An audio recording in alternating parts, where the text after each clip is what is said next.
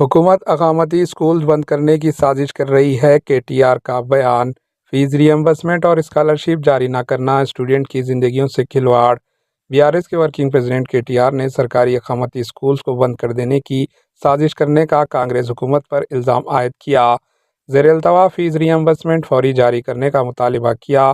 रियासत में किराए की इमारतों में क़ायम रेसिडेंशल स्कूल्स का किराया अदा न करने पर मालकिन की जानिब से स्कूल को लॉक कर दिया गया, जिस पर रद्द-ए-अमल में KTR ने कहा कि हुकूमत स्टूडेंट की ज़िंदगी से खिलवाड़ कर रही है।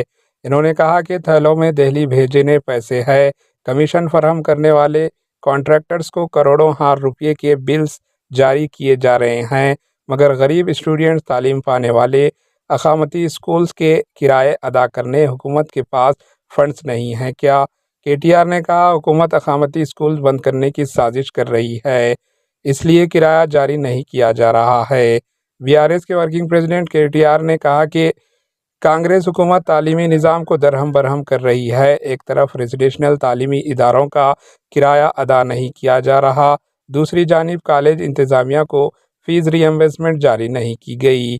हुकूमत की गफलत और लापरवाही से स्टूडेंट तालीम छोड़कर सड़कों पर एहतजाज के लिए मजबूर हैं।